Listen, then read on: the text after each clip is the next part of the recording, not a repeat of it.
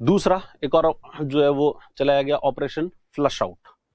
Operation flush out जो है वो किसके लिए चलाया गया, ये किससे संबंधित है, तो जेल के अंदर जो है वो जो कैदी वगैरह होते हैं वो क्या करते हैं कि किसी भी जेल के संतरी को या फिर वहां पर जो काम करने वाले लोग हैं उनको किसी को पैसे वैसे दे देते हैं और उसकी वजह से उनके पास में मोबाइल और बाकी सुविधाएं जो है वो सारी आ जाती है उनके पास में। ठीक है, तो इसको रोकने के लिए, ऐसी जो चीजें हैं उसको रोकने के लिए एक ऑपरेशन चलाया गया और उस ऑपरेशन का नाम जो है वो क्या है, वो है operation flush out. Operation flush out के तहत उनके पास मोबाइल, चार्जर और ये दूसरी जो चीजें, कईयों के पास में तो एलसीडी स्क्रीन वगैरह जो है वो भी है। तो इसका मतलब है जेल जो है उनको कई अपराधियों ने सिर्फ क्या क्या समझ लिया, एक तरीके से उनका मतलब जो सेकंड होम है कि घर पे बोर हो रहे हैं या फिर तो चलो कहाँ पर चलते हैं, जेल पर चलते हैं। और जेल के अंदर भी वो लोग जो है वो अपनी पूरी गैंग वगैरह जो है वो आराम से चलाते हैं, इसी तरीके से चलाते हैं क्योंकि उनके पास में मोबाइल फोन वगैरह जो है अवेलेबल हो जाते हैं और इससे अपराध के अंदर लगातार वृद्धि हो रही है। और इसको रोकने के लिए ऑपरेशन फ्लश आउट जो है वो चलाया गया।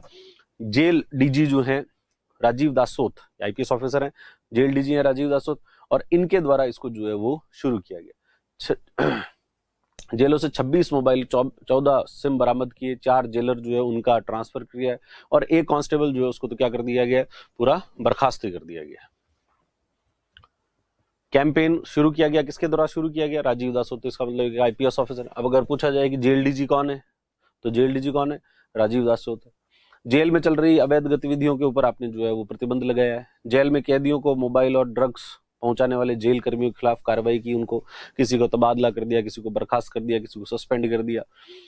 और फिर उसमें कैंपेन चला करके सघन तलाशी जो है वो ली जाए। हर जेलर जो है उसकी, ये आपने उसको बाउंड कर दिया कि आपको जो है वो जाना पड़ेगा, बैरक बैरक के अंदर जाओ और उस बैरक के अंदर देखो कि आप किसी के पास में कुछ है तो नहीं। और ऐसा अगर कहीं पर आ रहा है हार्डकोर बदमाश गैंग से जेल में उनको दूसरी शिफ्ट जेलों के अंदर शिफ्ट चला कर रहे हैं। भाई एक ही जेल में अगर किसी एक अपराधी को लंबे समय तक रख दो तो वो क्या करता है कि वहां पर अपना एक इकोसिस्टम डेवलप कर लेता है। इकोसिस्टम जिसके अंदर जो है वो सब चीजें उसके पास में मुहैया हो जाती है कि उसको बाहर से कोई मिलने वाला जो है वो भी आ जाता है तो सूचनाएं भी उसके पास आ जाती है, मोबाइल वगैरह भी जो है वो आते हैं। मतलब कई बार ऐसा तो कुछ समय के लिए मोबाइल आया और फिर जो है उसने वापस दे दिया तो वो अपनी गैंग वगैरह चलाने का काम कर लेता है।